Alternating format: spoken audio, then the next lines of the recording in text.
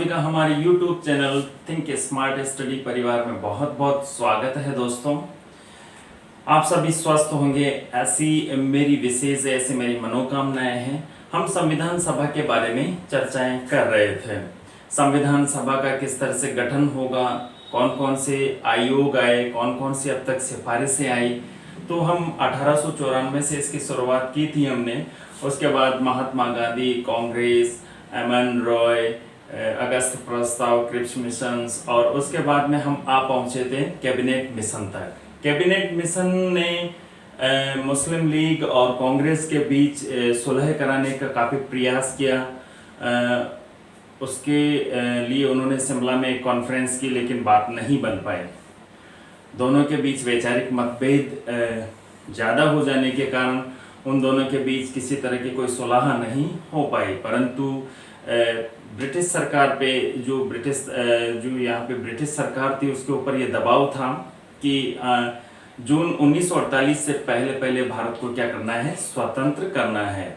तो cabinet mission को decide करना था कि भारत में किस तरह की सरकार होगी, किस तरह से यहाँ का संविधान का निर्माण किया जाएगा, वो सब डिसाइड कैबिनेट मिशन को करना था। तो कैबिनेट मिशन ने सिफारिशें दी और उन्होंने दो तरह की सिफारिशें दी। पहली सिफारिश में उन्होंने कहा कि संघीय व्यवस्था होगी, शासन व्यवस्था संघीय व्यवस्था होगी, और दूसरी में उन्होंने कहा कि जो संविधान सभा का जो गठन किया जाएगा उससे संबंधित सिफारिशें उन्होंने दी। तो संविधान सभा के लिए उन्होंने कहा कि 389 सदस्य इसमें होंगे और 296 प्रांतों और केंद्र शासित प्रदेशों से होंगे, और जो 89 जो सदस्य हैं वो रियासतों से होंगे। लेकिन उसके बाद जब इन्होंने सिफारिशें दी तो सिफारिशें देने के बावजूद भी बात नहीं बन पाई। तो ऐसी स्थिति में काफ़ी कशमकश हुई और कैबिनेट मिशन ने काफ़ी प्रयास किया। अंततः 6 जून 1946 को मुस्लिम लीग ने स्वीकृति दे दी और 25 जून 1946 को कांग्रेस ने भी इसको एक्सेप्ट कर लिया। उसके बाद में चुनाव की आवश्यकता थी। कैबिनेट मिशन ने अपनी सिफारिशें दे दी, तो उसको अब मूर्त रूप प्रदान करने की बारी थी। तो मूर्त रूप प्रदान करने के लिए संविधान सभा का गठन होना आवश्यक था। तो संविधान सभा के गठन के लिए पहले चुनाव की आवश्यकता थी। इस समय जो तत्कालीन जो वाइसरॉय थे वो लॉर्ड वेवेल थे। कौन थे? Lord Wavell. यहाँ पे जो 1946 की हम बात करते हैं, तो 1946 में जो यहाँ के तत्कालीन जो वाइसरॉय थे वो लॉर्ड वेवेल थे। ठीक है। अब लॉर्ड वेवेल ने क्या किया कि तत्कालीन लॉर्ड वेवेल ने काम चलाओ सरकार की घोषणा करने के लिए चुनाव की घोषणा की उन्होंने। ठीक है, चुनाव की घोषणा की और जुलाई 1946 में उन्होंने क्या कर दिया, जुलाई 1946 में चुनाव करवाने के लिए लॉर्ड वेवेल ने नोटिफिकेशन जारी कर दिया।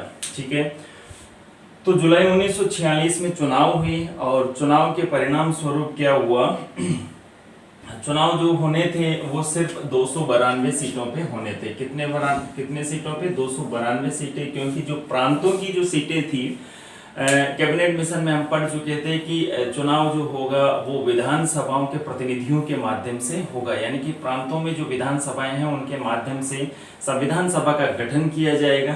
तो 292 सीटों का क्या करना था, चुनाव करना था। बाकी जो सीटें थी, जैसे 89 सीटें रियासतों से थी, तो वो अपॉइंट किए जाएंगे, नॉमिनेट किए जाएंगे। ठीक है, और बाकी 292 सीटों के लिए चुनाव होने थे। चुनाव होने के बाद में जब इसका रिजल्ट आया तो सबसे ज्यादा जो सीटें प्राप्त हुई वो देखिए, हम इस एक चार्ट में इसको समझ लेते हैं। तो जो सबसे ज्यादा जो सीटें प्राप्त हुई वो हुई, जो पहला, एक तरफ हम दल की बात कर लेते हैं और एक तरफ सदस्यों की बात कर लेते हैं। ठीक है, तो पहला दल जो सबसे बड़ा जो दल उभर कर आया वो कौन सा था? कांग्रेस। ये वही कांग्रेस है जो अभी वर्तमान में कांग्रेस का नाम आप सुनते हो। इसको 208 सीटें प्राप्त हुई। इसके बाद में जो इससे बड़ी जो इसके नीचे जो पार्टी थी, यानी कि इससे छोटी, वो थी मुस्लिम लीग। मुस्लिम लीग जो उस समय की काफ़ी लोकप्रिय और काफ़ी बड़ी पार्टी थी, तो इसको 73 सीटें प्राप्त हुई। इसके बाद में जो तीसरी पार्टी थी वो थी कम्युनिस्ट पार्टी, ओ सॉरी यूनियनिस्ट पार्टी थी, यूनियनिस्ट यूनियनिस्ट पार्टी। ठीक है, इस पार्टी को 1 सीट प्राप्त हुई। ठीक है, इसके बाद यूनियनिस्ट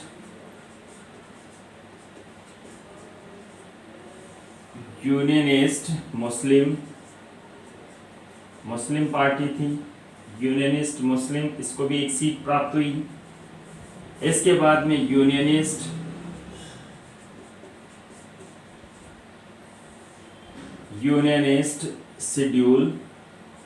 शेड्यूल कास्ट, इसको भी 1 सीट प्राप्त हुई।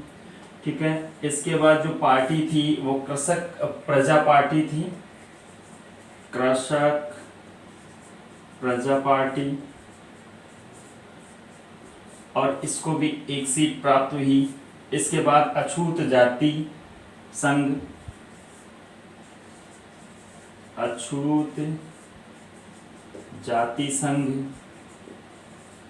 इनको भी 1 सीट प्राप्त हुई। इसके बाद जो थी सिख पार्टी थी, यानी कि सिखों का एक समुदाय था, उसके लिए भी 1 सीट प्राप्त हुई। इसके बाद कम्युनिस्ट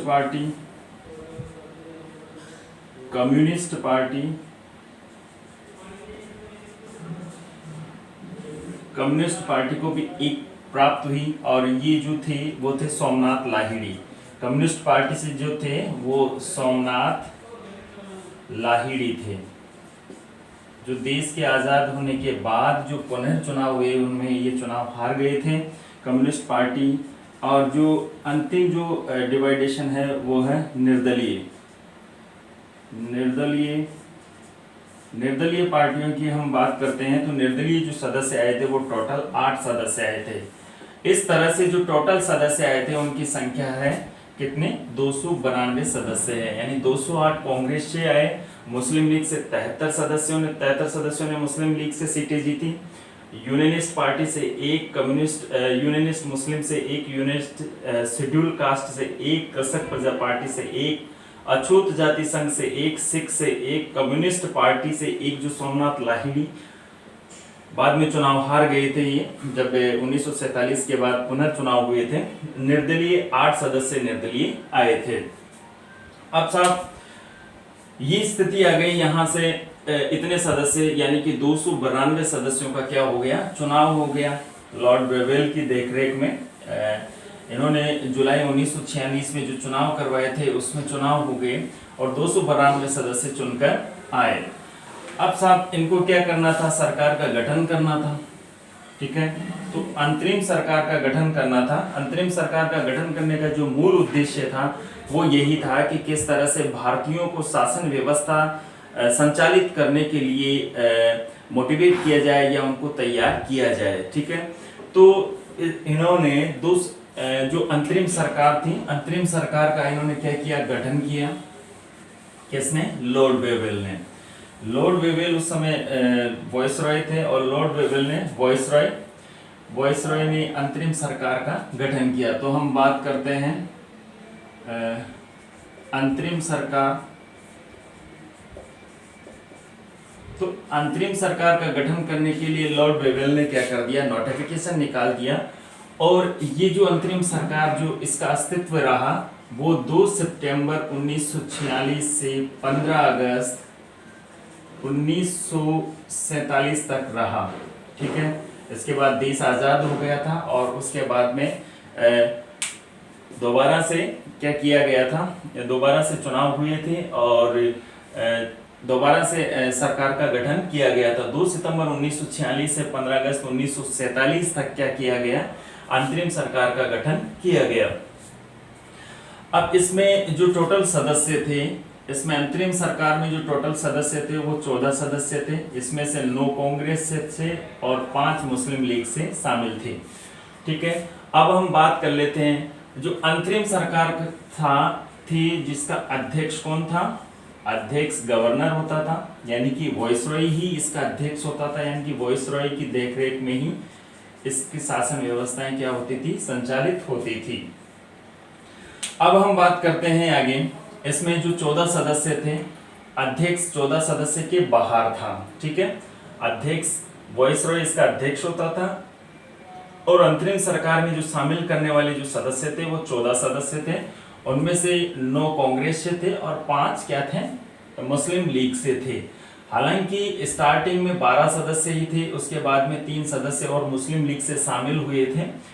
तो हम सबके बारे में एक एक करके हम जान लेते हैं कि कौन कौन वो सदस्य थे, ठीक है। पहला जो व्यक्ति था वो था पंडित जवाहरलाल नेहरू, ठीक है। पहले थे पंडित जवाहरलाल नेहरू। पहले व्यक्ति कौन थे, पंडित जवाहरलाल नेहरू थे। और इनके पास जो मंत्रालय था, जो कार्य था वो था, पहली बात तो ये क्या थे, इसके कार्यकारिणी परिषद के क्या थे, उपाध्यक्ष थे। कार्यकारिणी परिषद के उपाध्यक्ष थे। और अध्यक्ष कौन होता था, वाइसरॉय होता था कार्यकारिणी का। इसके अलावा ये विदेशी मामले संभालते थे, विदेशी मामले इनके अधीन थे, ठीक है, विदेशी मामले। और इसके अलावा राष्ट्रमंडल से संबंधित मामले, ठीक है, राष्ट्रमंडल से संबंधित मामले भी इनके ही अधीन थे, ठीक है।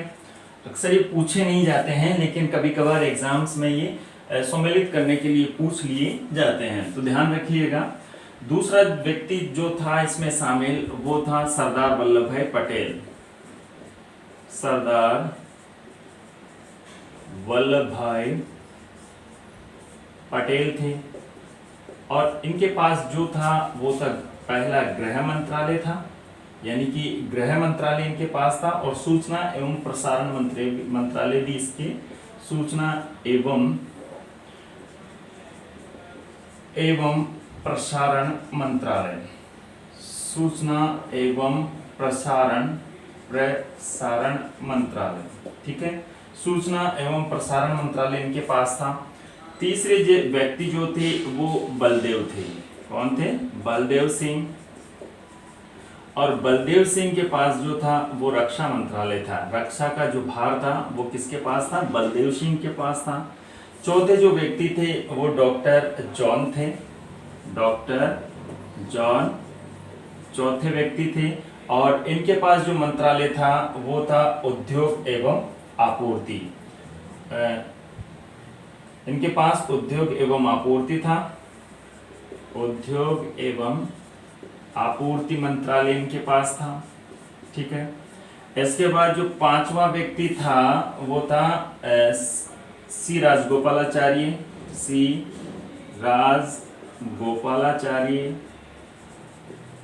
और सी राजगोपालाचार्य क्या थे वहां पे, ये क्या थे, शिक्षा मंत्री थे उस समय, अंतरिम सरकार में शिक्षा मंत्री थे। छठे जो व्यक्ति थे वो थे C.H. भाभा, C.H. भाभा। और इनके पास जो मंत्रालय था वो कार्य खनन एवं शक्ति का मंत्रालय इनके पास था, कार्य खनन एवं शक्ति का मंत्रालय इनके पास था, ठीक है। राजेंद्र प्रसाद इसमें शामिल थे, राजेंद्र प्रसाद, ठीक है, राजेंद्र प्रसाद भी इसमें शामिल थे। और राजेंद्र प्रसाद का जो मंत्रालय था वो खाद्य एवं कृषि मंत्रालय इनके पास था, ठीक है। आठवां जो सदस्य था वो था कौन, अशफाक अली, आसफ अली था, आसफ अली। और इनके पास जो मंत्रालय था वो था रेलवे मंत्रालय, रेलवे मंत्रालय इनके पास था, ठीक है। यानी कि पहला जो व्यक्ति था पंडित जवाहरलाल नेहरू कार्यकारिणी परिषद के उपाध्यक्ष थे, विदेशी मामले राष्ट्रमंडल से संबंधित मामले इनके पास थे। सरदार वल्लभ भाई पटेल के पास गृह मंत्रालय और सूचना प्रसारण मंत्रालय थे, बलदेव सिंह के पास रक्षा मंत्रालय था, डॉक्टर जॉन के पास उद्योग एवं आपूर्ति मंत्रालय था, सी राजगोपालाचार्य के पास शिक्षा मंत्रालय था, C.H. भाभा के पास कार्य एवं खनन एवं शक्ति मंत्रालय था, राजेंद्र प्रसाद के पास खाद्य एवं कृषि मंत्री था, आसफ अली के पास रेलवे मंत्रालय था। ठीक है, इसके बाद में जो 90 व्यक्ति थे, 90 व्यक्ति जगजीवन राम थे। 90 व्यक्ति, नंबर 9 जगजीवन राम, और इनके पास जो मंत्रालय था वो श्रम मंत्रालय था। इसके बाद जो 10वें व्यक्ति था वो लियाकत अली था, लियाकत अली, और इनके पास जो था वो वित्त मंत्रालय था। 11वें जो व्यक्ति थे वो अब्दुल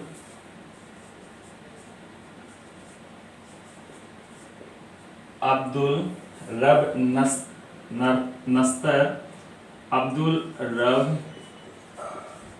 नस्तर थे, और इनके पास जो मंत्रालय था वो संचार मंत्रालय इनके पास था।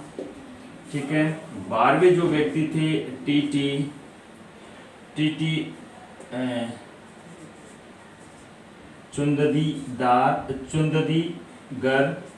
चुंददीगर, और इनके पास जो मंत्रालय था वो वाणिज्य मंत्रालय था। ठीक है, 13वें जो व्यक्ति थे वो गजानफर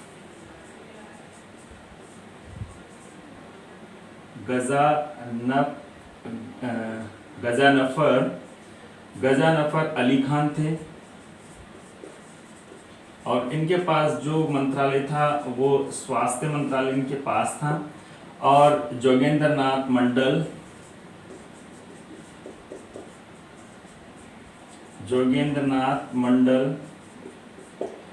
और इनके पास जो मंत्रालय था वो विधि मंत्रालय था। इस तरह से 14 व्यक्तियों से मिलकर अंतरिम सरकार का गठन किया गया था, और इसके जो कार्यकारिणी परिषद के जो अध्यक्ष थे वो लॉर्ड वेवेल थे। ठीक है, अब सरकार का गठन हो गया है और संविधान सभा का भी गठन हो गया है। अब संविधान सभा का औपचारिक रूप से गठन हो चुका है। अब संविधान सभा की बैठकें करवानी थी। ठीक है, तो अब संविधान सभा की बैठकों के लिए आहूत करना था, उनको बुलाना था सभी सदस्यों को। तो इसके बारे में हम चर्चा नेक्स्ट क्लास में करेंगे। और पहली जो संविधान सभा है उसको बुलाने के लिए जो गवर्नर जनरल थे उन्होंने क्या किया, वाइसरॉय ने क्या किया, और किस तरह से उनको समस्याओं का सामना करना पड़ा। क्या पहली जो बैठक हुई वो आसानी से हो गई, या फिर मुस्लिम लीग और कांग्रेस के बीच अभी भी खींचातानी मची हुई थी। इन सब को जानने के लिए आप नेक्स्ट वीडियो देखिए। ठीक है, थैंक यू वेरी मच।